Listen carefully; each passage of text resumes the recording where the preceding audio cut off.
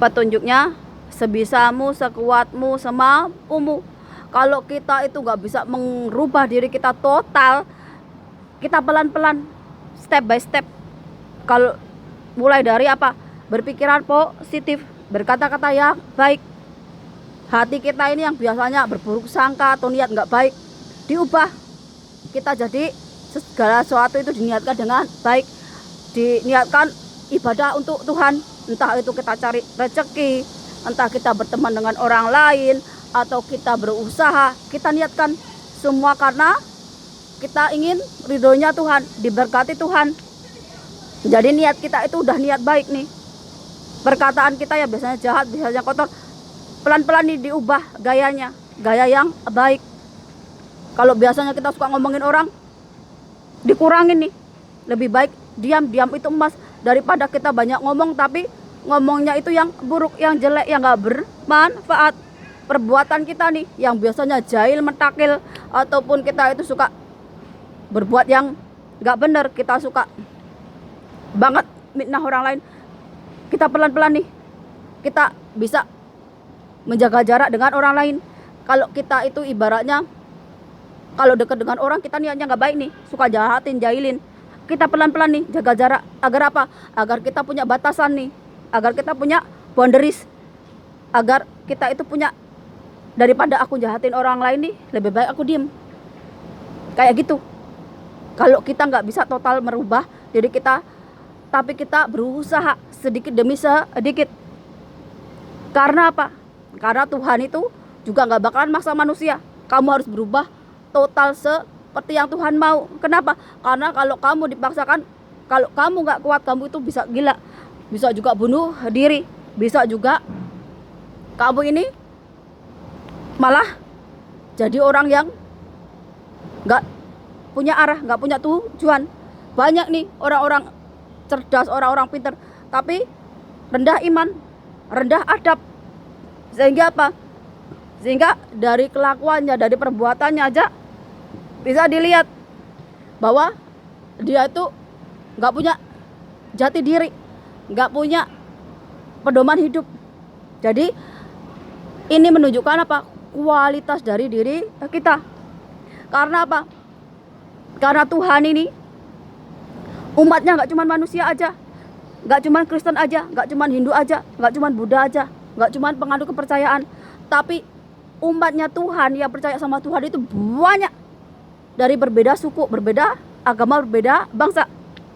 Jadi aku kasih contoh, kalau misalnya aku nih jadi pemimpin, jadi ratu, gimana aku itu bisa berbuat adil kalau aku itu pilih kasih, atau aku berat sebelah.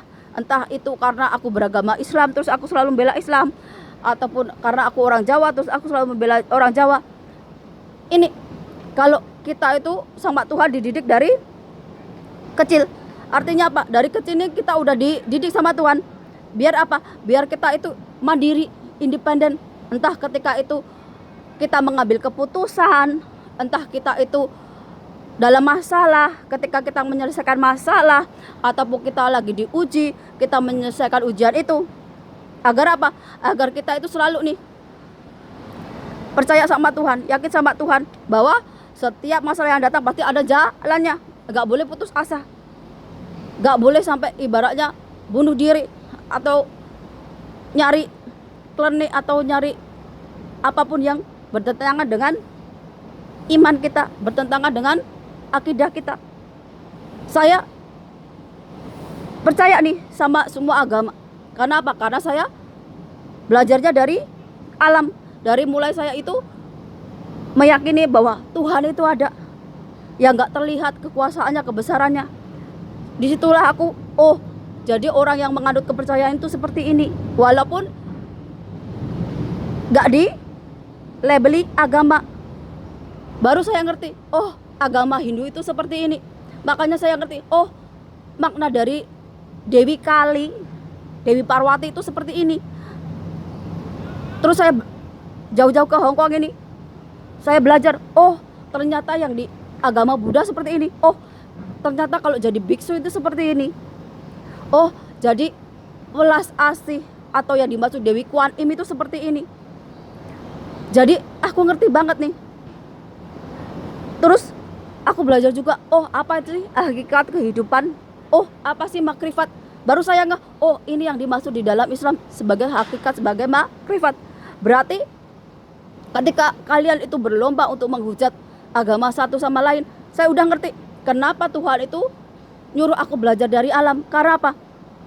Karena alam itu dari masa ke masa ada orang yang datang sebagai utusan Tuhan yang ngajarin manusia untuk mencapai kesadaran, melepaskan kesengsaraan, melepaskan namanya kegelapan ataupun sisi buruk manusia, sifat-sifat jahat manusia yang bikin sengsara. Karena aku ngerti, oh ini maunya Tuhan. Jadi kalau kalian masih berasa paling diri, terus agama lain kalian rendahkan, berarti kalian tuh belum mengenal esensi Tuhan, belum mengenal alam secara batin. Kalau nggak bisa totalan merubah diri kita, pelan-pelan, step by step. Karena apa? Karena kalau kalian itu nggak berubah, maka kalian yang ketinggalan zaman. Zaman itu terus berganti, terus maju. Orang yang dulu itu juga sama, mati, kena bencana. Banyak sekali peradaban zaman dulu yang tenggelam karena bencana alam. Banyak orang-orang zaman dulu mati untuk digantikan dengan orang-orang yang baru. Begitu juga kita ini, mau nggak mau kita ini akan mati, mau nggak mau peradaban kita ini akan diganti dengan peradaban yang lebih baru lagi. Kenapa? Karena manusia yang generasi akan datang udah ada, walaupun mereka ini masih baru mau dilahirkan ataupun mereka ini sekarang masih bocil-bocil, tapi dia itu naik generasi kita. Kita itu harus mikirkan generasi mereka ini. Karena apa? Karena kita makin tua nih, makin kita ditinggalkan. Kalau kita itu nggak bisa beradaptasi nih, generasi yang akan datang tuh jauh lebih baik dari kita, bukan jauh lebih buruk dari kita. Jadi kalau kita sekarang ini tamak, serakah, suka berbuat jahat, berarti kita nggak ada di kehidupan yang akan datang. Kita ini bakalan mati. Entah bagaimana caranya mati, entah mati karena bencana alam, entah kita mati karena tabrakan, atau kita jatuh di kamar mandi, atau kita tidur gak bangun lagi. Kita nggak bakalan tahu itu. Karena apa? Karena udah hukum alam nih. Kalau kita itu nggak bisa bersinergi dengan alam, maka kita akan dihilangkan oleh alam itu. Dari ke zaman udah ini. Tapi kita nggak pernah mempersiapkan diri kapan mati itu datang. Yang kita persiapkan gimana nih numpuk harta buat anak cucu kita. Yang dipikirkan cuma diri kita, tapi kita nggak pernah memikirkan dunia ini, orang-orang di sekitar kita, orang-orang di masyarakat kita, di bangsa kita, di dunia ini nih.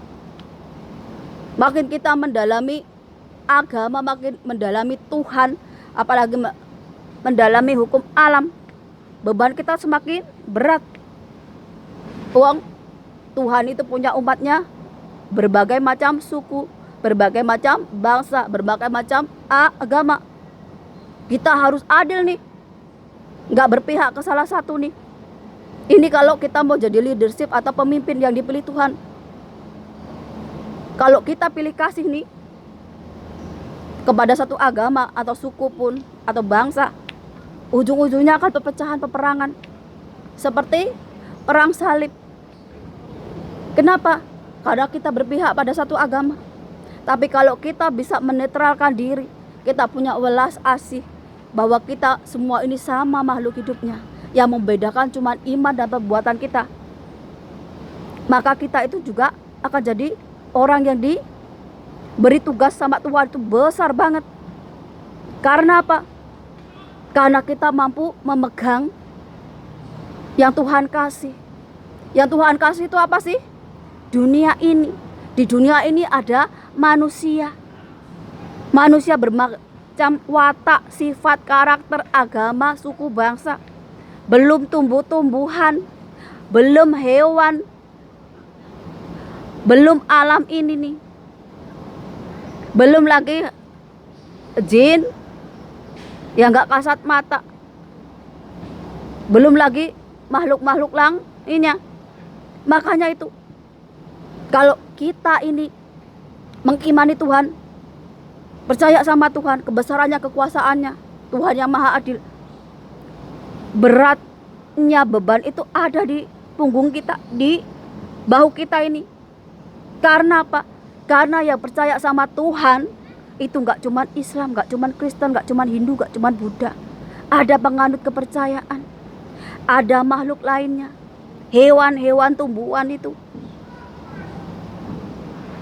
Tapi kalau kita gak mampu dengan beban seberat itu, mikirin manusia yang bermacam-macam, beraneka ragam agama, suku dan bangsa, hewan dan tumbuhan, ya kita yang ambil ringan-ringan aja. Mikirin apa? Diri sendiri. Bagaimana memperbaiki diri kita ini agar diri kita menjadi lebih baik lagi. Kalau udah kita bisa memperbaiki diri, kita ajak nih keluarga kita, orang-orang di sekitar kita, tapi tidak dengan memaksa. Karena apa? Karena iman ini butuh ketulusan hati, hati yang menentukan. Kalau agama kita paksakan, yang ada hanya kekacauan, peperangan. Karena apa? Karena ini menyangkut hati. Ini semampumu, sekuatmu, sebisamu. Kalau nggak bisa menanggung beban yang Tuhan berikan yang ada di dunia ini,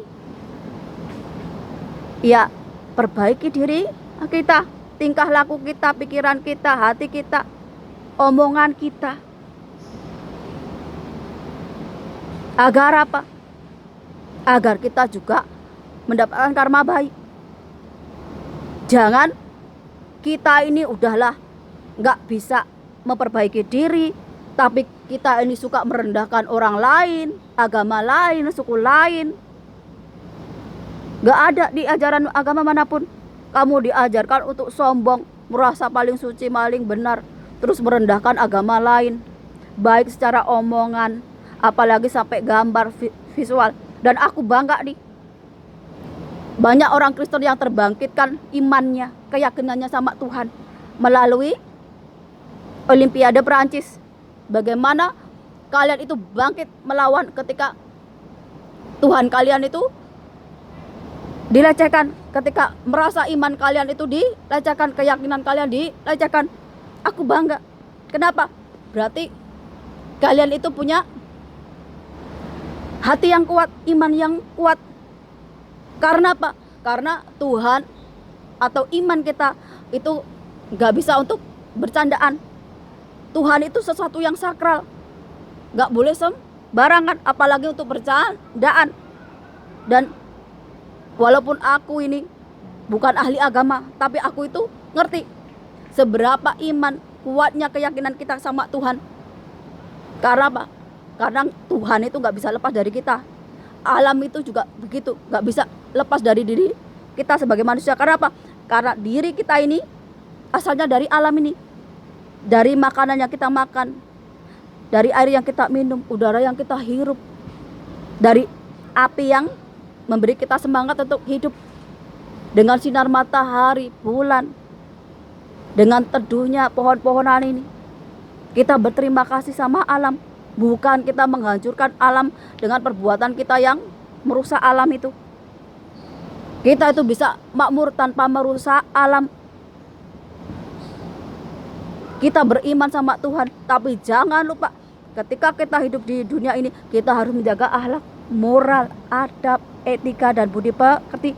Jangan sampai cerdas tapi nggak punya adab, nggak punya moral, nggak punya etika, nggak punya akhlak.